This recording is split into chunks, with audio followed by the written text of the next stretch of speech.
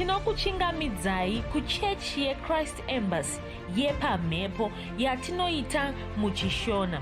Iko zvino hapachina chikonzero chokupedza svondo rose usina kupinda chechi, nokuti painopindwa unenge usipo, kuda wakanga uri kubasa pakaenda vamwe kuchechi, kuda wakanga uri parwendo, kuda chechi yeChrist Embassy haisati yakuwanikwa kwaunogara, kana kuti unofarira hako kudzidza shoko raMwari nechishona. Ino ndiyo yave chechi yako.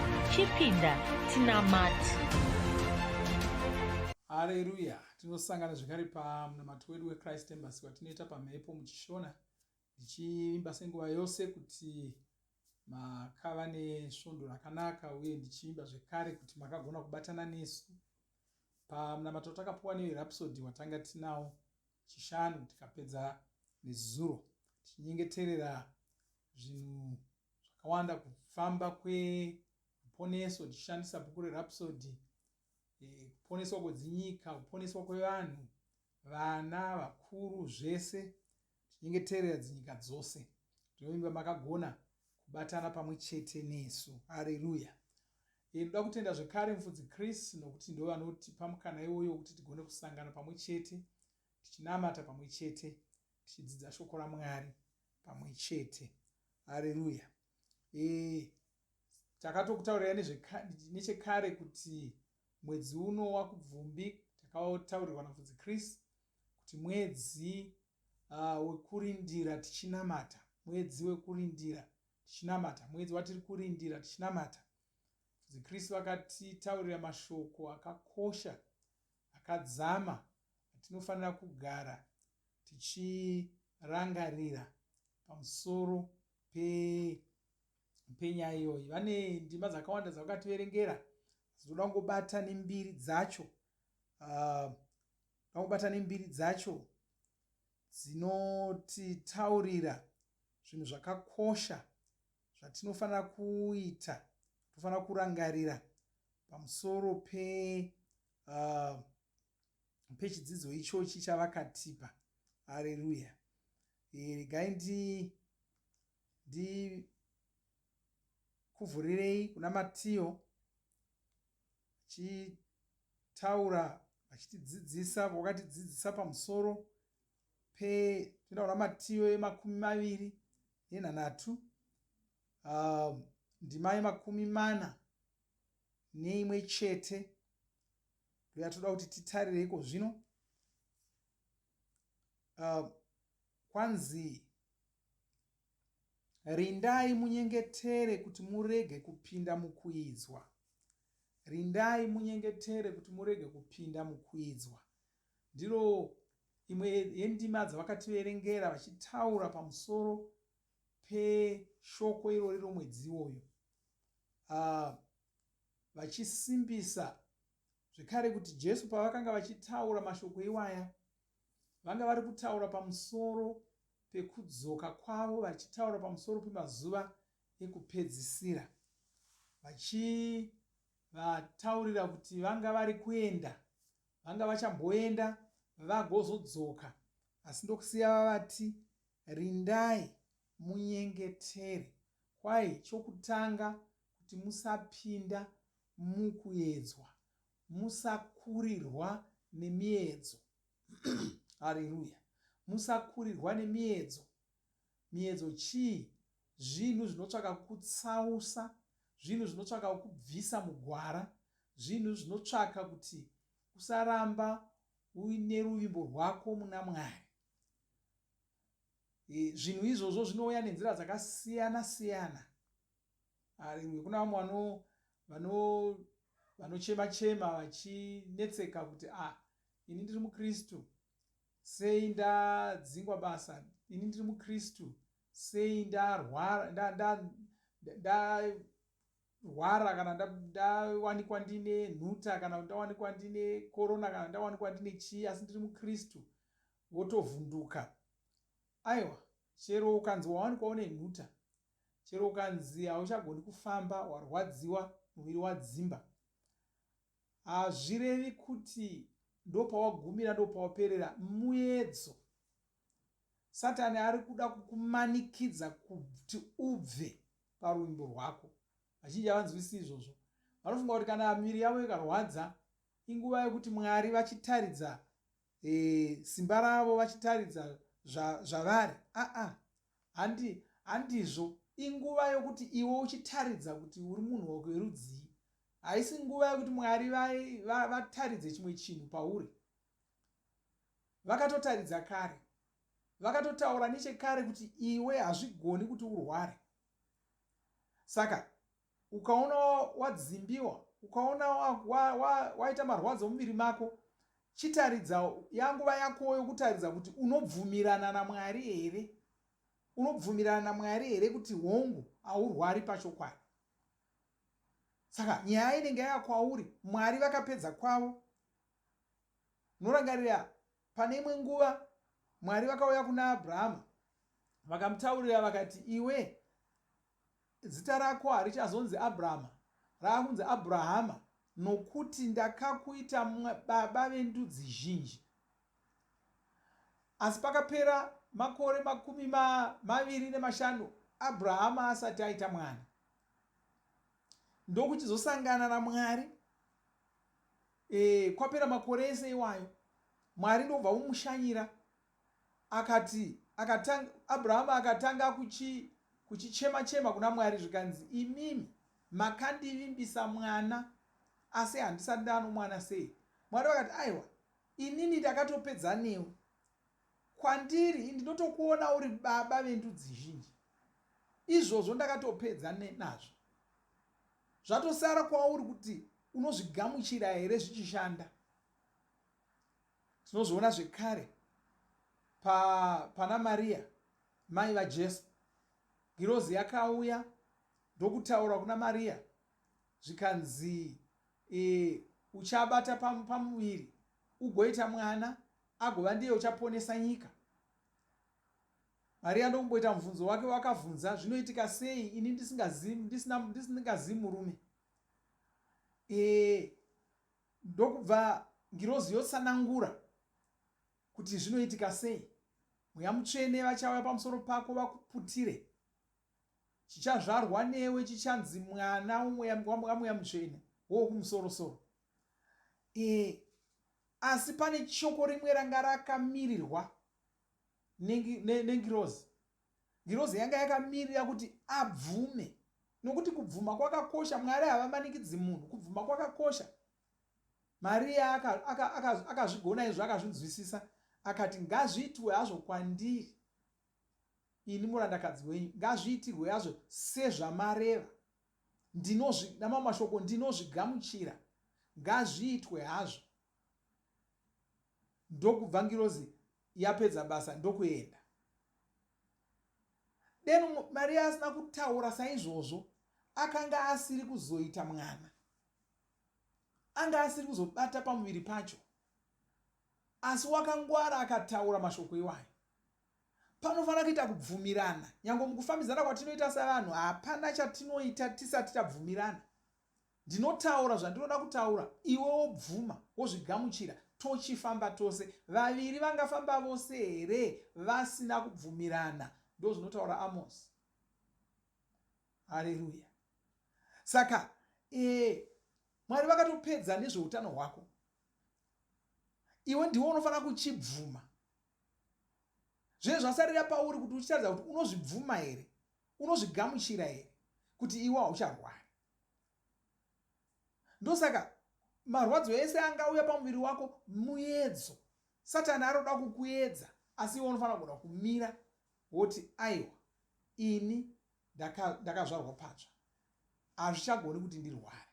Ndava werudzi rwaMwari, ndava weropa ramuponesi Jesu. Vanhu veropa ramuponesi Jesu havagoni kubata chirwere. Woramba uchitaura saizvozvo, woramba wakamira pashoko iroro. Chii chiri kuita? Waramba kukurirwa nomuedzo. Kwanzi rindai munyengetere kuti musakurirwa nemiedzo. Haleluya. Saka ndo chokutanga chavakatitaurira, musakurirwa nemiedzo. Toda kuenda, uyu ndi Matiyo 20:3. toaenda zvekare kuna Mariko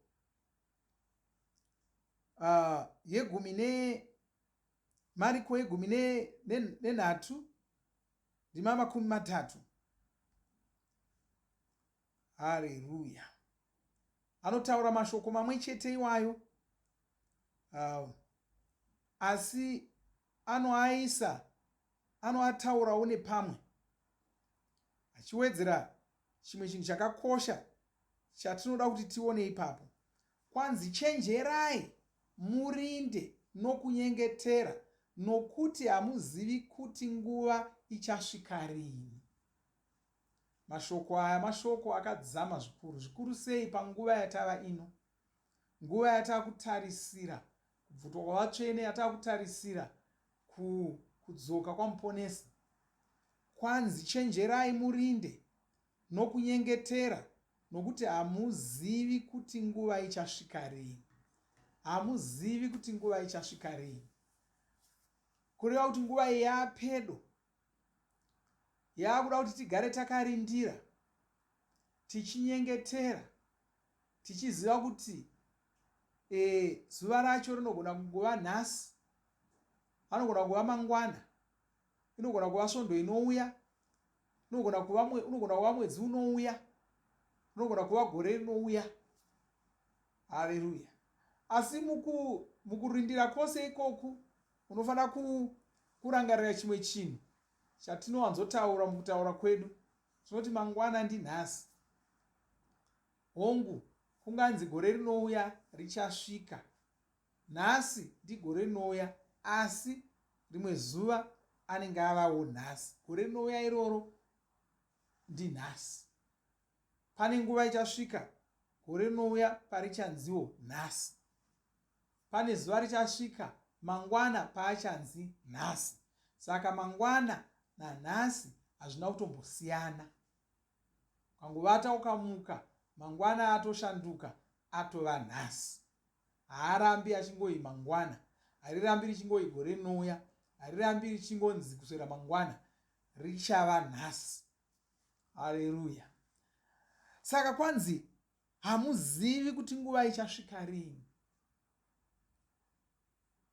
Saka gara wakagadzirira. Ino ndo nguva yaunofanira kunge wakasimbisa ruvimbo rwako muna Mwari, chivimba naMwari, wakasimbirira pavari nomwoyo wako wose, uchishumira Mwari. Ndo nguva yaunofanira kuitira Mwari madanha. Ndo nguva yausingafaniri kuwanikwa uchinzvenga, asi uchiita zvawakarayirwa naMwari. Saka takakurudzirwa, fudzi Kristu vakasimbisa zvekare kuti tinofanira kunge tichinamata, tinofanira kuwedzera minamato yedu, nguva yokunamata. Haleluya. Usasaririra, usangonzvenga panonamata vamwe. Namata, ndatotaura kuti tanga tine munamato watatitungamirwa neverapsody. Mikana yose ngaisangokupfuura. Batana nevamwe uchinamata. Kumba kwako ronga kunamata. Pose pauri uchinamata. Iva nenguva yaunonamata uri wega. Iva nenguva yamunonamata semhuri. Iva nenguva yaunonamatawo nemamwe mapoka nevamwe kuchechi. Haleluya. Nokuti mwedzi uno mwedzi watiri kurindira tichinamata. Haleluya. Regai tinyengetere. Vanoda kutendai nezita raJesu Kristu. Ndopambiri kuzita renyu, parumbidzo kwamuri nokuti makanaka, muri vatsvene. Ndoda kutendai, ndoda kuona mumwe anamata neni pazuva ranhasi, chitaura maropafadzo pamusoro poupenyu hwake muzita raJesu Kristu. Haasaririri, asanorindira, achinamata, achinyengetera rwimbo rwake muna Mwari, ruchiwedzera nezita raJesu Kristu. Nyengeterera vose vari kumanikidzwa nowakaipa mumiviri yavo, nezvemari dzavo, mumhuri dzavo, nezita raJesu Kristu. Ndodzingira kure marwadzo iwayo, ndodzingira kure nokumisa kumanikidzwa kwese ikoko nezita raJesu Kristu. Chirayira kuporeswa kwenyama yavo, chirayira kureruka kwezvinhu mukati meupenyu hwavo nezita raJesu Kristu. vachinamata Mwari zvakanaka nokushumira Mwari zvakanaka, havasi kuzokurirwa nemiedzo iyoyo muzita raJesu Kristu. Amen. Haleluya. Zvakanaka. Ngatisangane zvekare svondo inouya tichienderera mberi tichidzidza shoko raMwari. Mwari ngavakuropafadzei. Hatisati tapedza, da kuti tipinde panguva yekunamata tichirumbidza Mwari, tichinamata Mwari, batani pamwe chete tisati tazovhara. Mwari vakuropafadzei. Amen. Sata kabashonda rabranda dada. O sharaba santa karamasuka branda o sata hasata hisaka. Mandala balushka branda o sata kariba sata hasata he. O shararaba sonta raraba sata.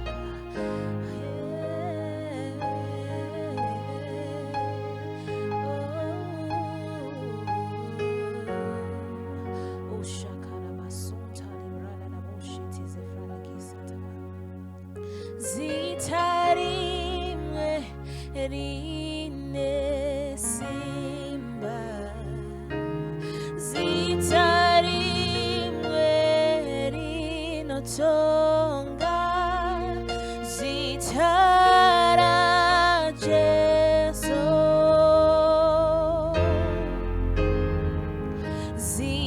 zitara Jesu.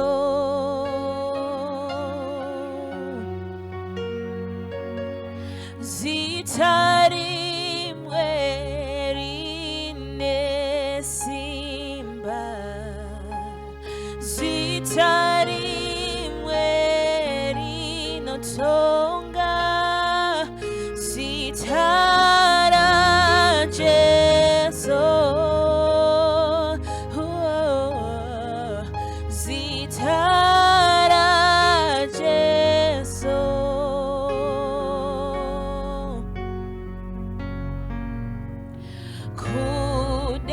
Kudengane panyika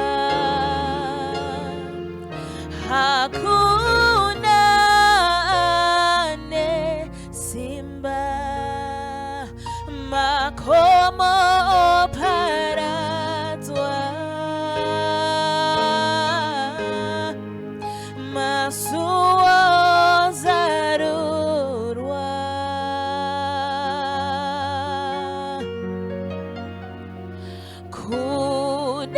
kudengane panyika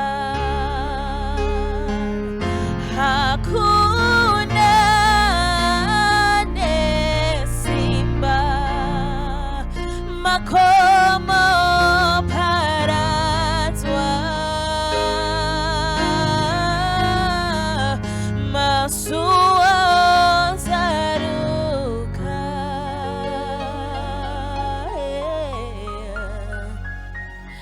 Oh,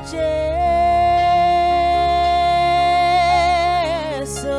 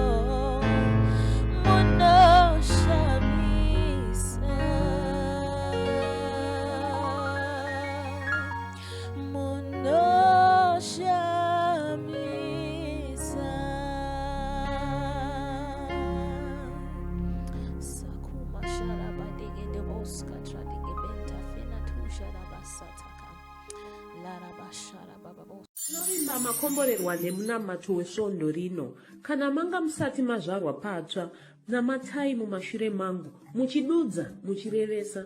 Taurai muchiti, Mwari vari kudenga, ndinouya kwamuri, ndinokoka Jesu, kuti vapinde mumwoyo mangu. Ndinokumbira kuti Jesu vatonge upenyu hwangu. Ndinopupura kuti Jesu ndivo vavaishe wangu. Saka ndinogamuchira upenyu usingaperi mumweya mangu. Ndazvarwa patsva, ndava chisikwa chitsva. Ndinokutendai. Amen. Makorokoto mazvarwa patsva, tinokugamuchirai muchechi yeChrist Embassy. Titumirei zita renyu nekwamunogara. Munogona kutumira iri SMS kana WhatsApp pa 0772 215 kana kutuma tsamba pa shona@gmail.com. Muchida kupa mpiro yenyu neEcocash, rovai namba *151*2*5*58225 motevera zvinenge zviri kutaurwa neEcocash ipapo.